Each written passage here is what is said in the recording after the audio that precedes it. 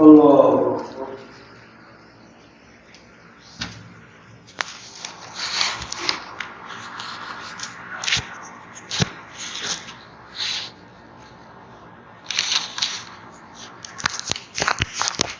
الحمد لله رب العالمين الرحمن الرحيم مالك يوم الدين إياك نعبد وإياك نستعين اهدنا الصراط المستقيم صراط الذين أنعمت عليهم غير المغضوب عليهم ولا الضالين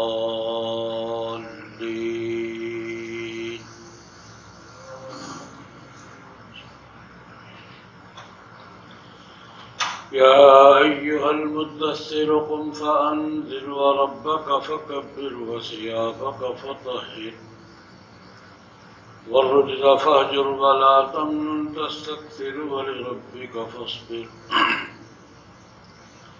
فإذا نقر في الناقور فذلك يومئذ يوم عسير على الكافرين غير يسير ذرني ومن خلقت وحيدا وجعلت له مالا ممدودا وبنين شهودا ومهدت له تمهيدا ثم يطمع أن أزيد كلا إنه كان لآياتنا عنيدا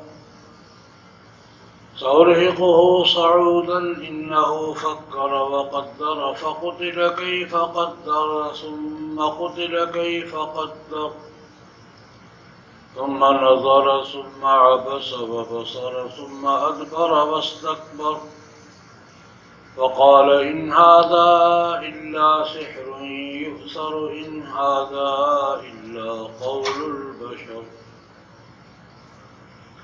سأصليه سقر وما أدراك ما سقر لا تبقي ولا تذر لواحة للبشر عليها 19 وما جعلنا أصحاب النار إلا ملائكة وما جعلنا عدتهم إلا فتنة للذين كفروا ليستيقن الذين أوتوا الكتاب ويزداد الذين آمنوا إيمانا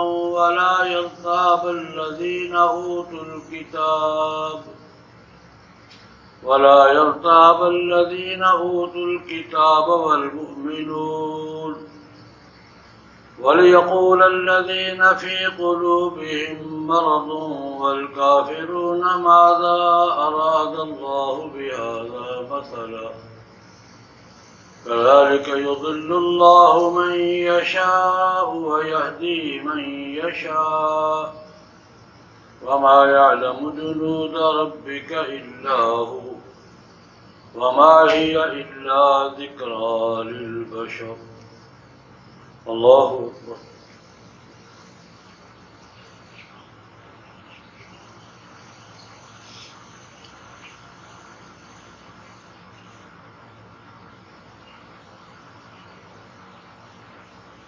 سمع الله لمن حمده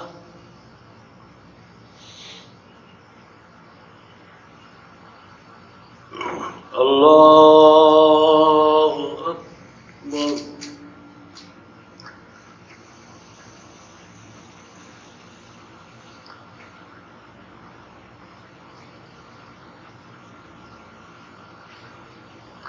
الله أكبر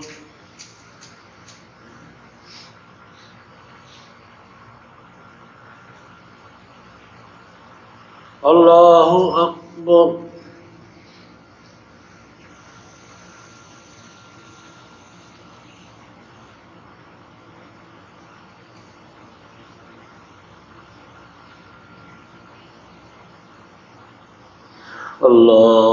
الله أكبر الحمد لله رب العالمين الرحمن الرحيم مالك يوم الدين إياك نعبد وإياك نستعين اهدنا الصراط المستقيم صراط الذين أنعمت عليهم غير المغضوب عليهم ولا الضالين.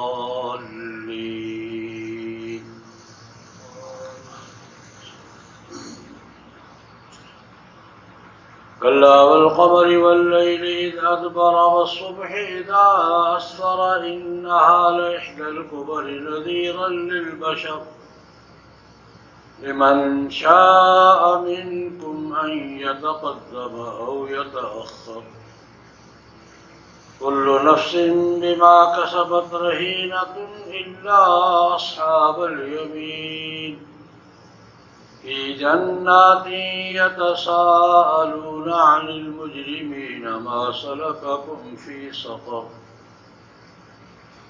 قالوا لم نك من المصلين ولم نك نطعم المسكين وكنا نخوض مع الخائضين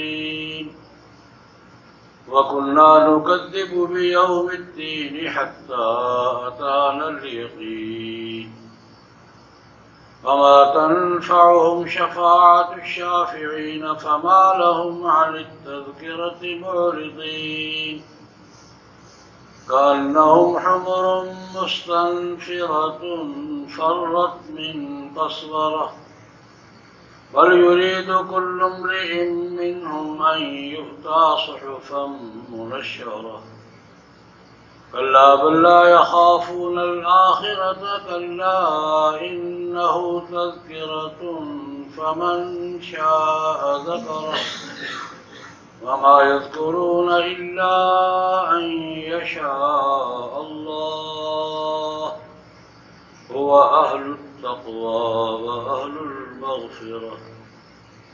الله أكبر.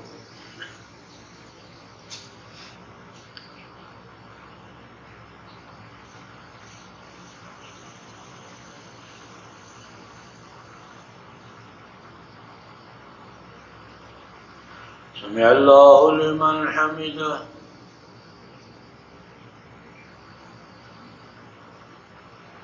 الله أكبر.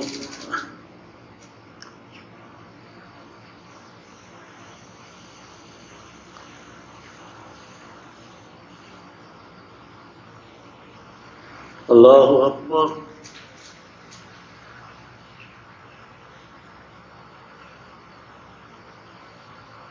الله أكبر.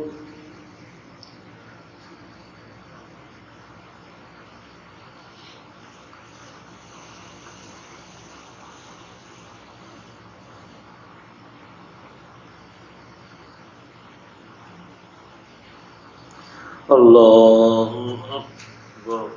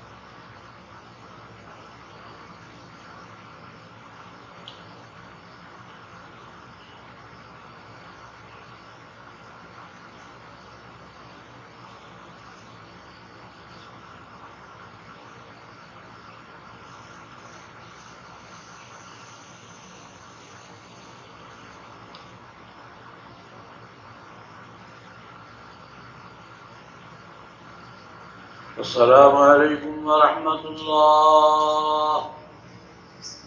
السلام عليكم ورحمة الله.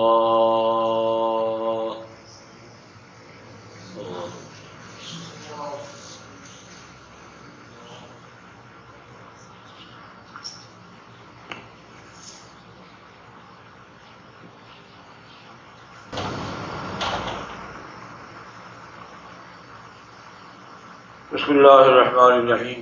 اللهم صل على سيدنا محمد النبي الأمي وآله وأصحابه وبارك وسلم. بخاری شریف کی روایت ہے،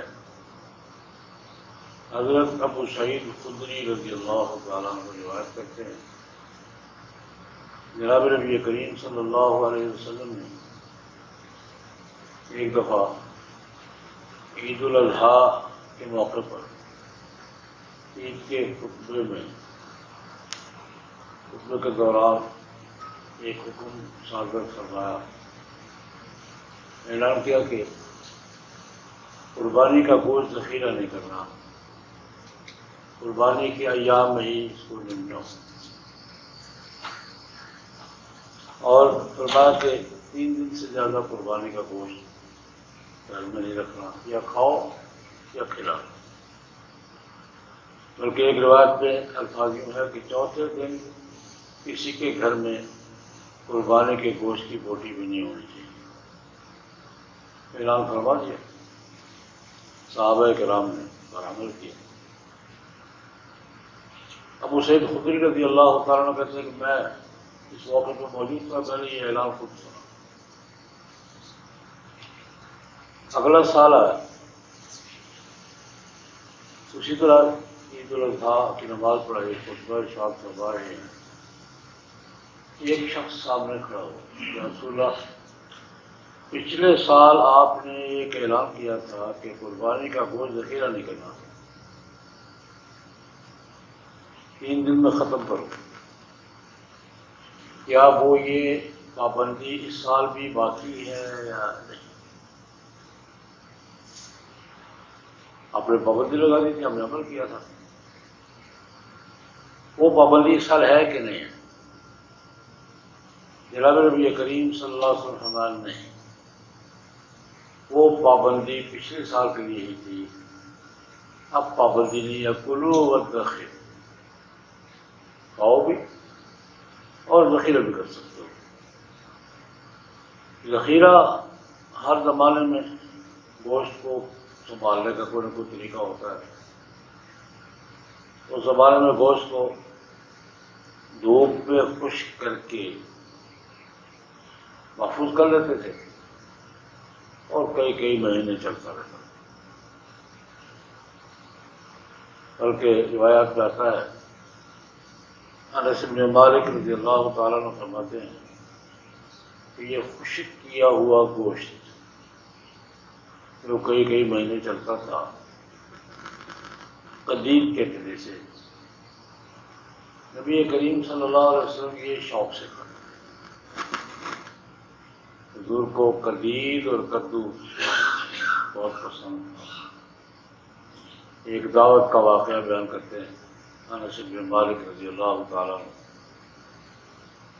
ایک انصاری صحابی نے دعوت کی، حضور تشریف لے کے، میں بھی خادم تھا، صاحب تھا، تو اس نے قدید اور کدو کے ٹکڑے، گوشت کی بوٹیاں، خشک کیے ہوئے گوشت کی بوٹیاں اور اچھا شوربہ یہ لا کے ہمارے سامنے رکھ دیا، بڑا پیالہ تھا۔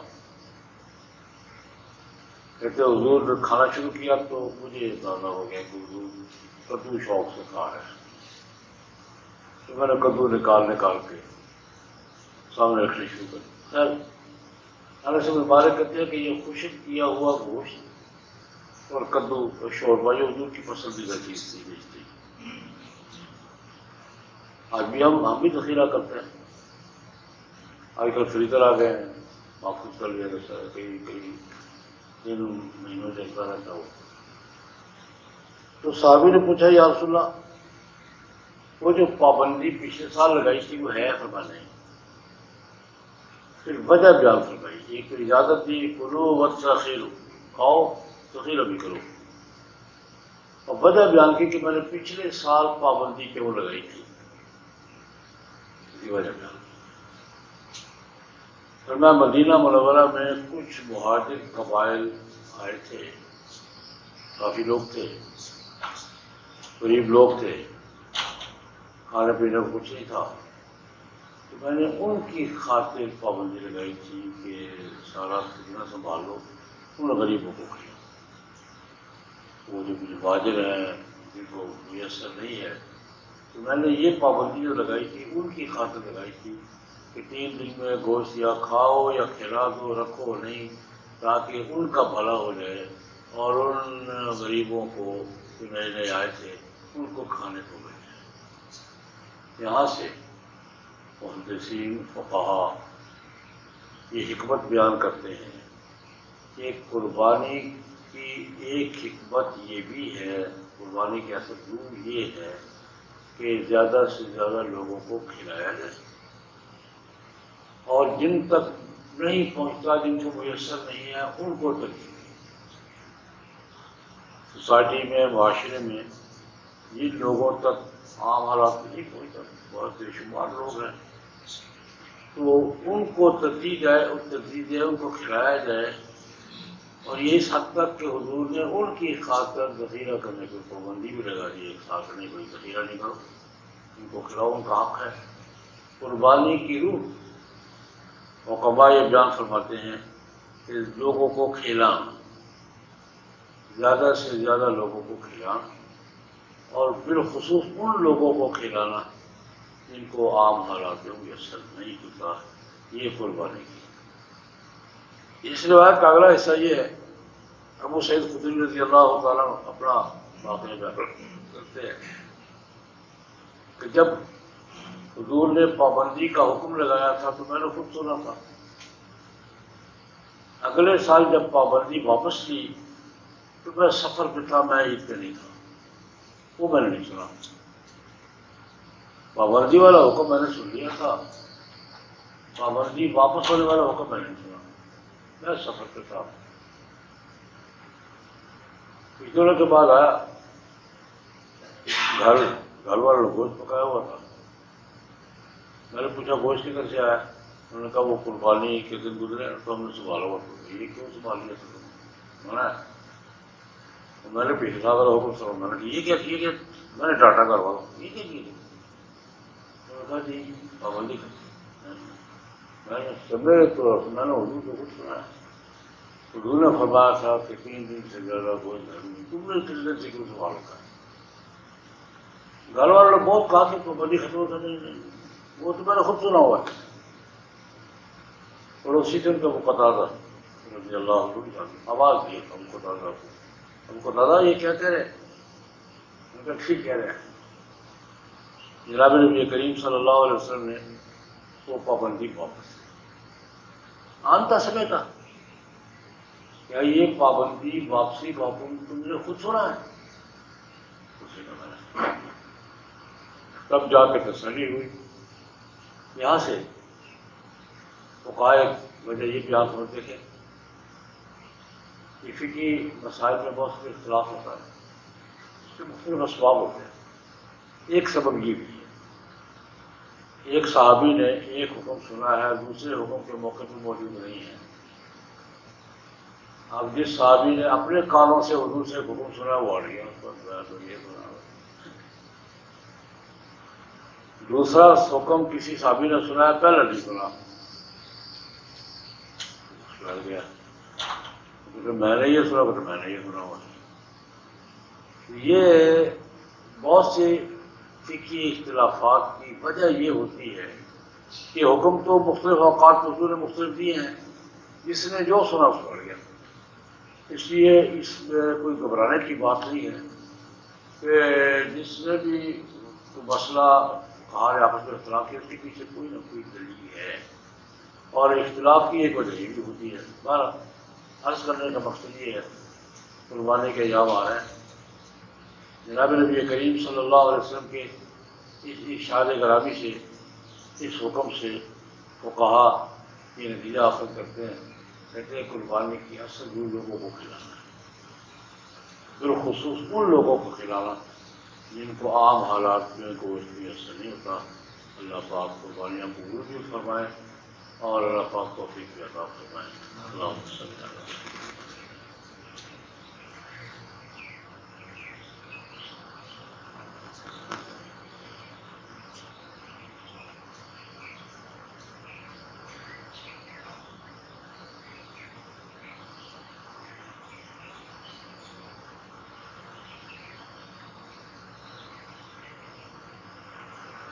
وصلی اللہ تعالی علی خیر خلقہ محمد وآلہ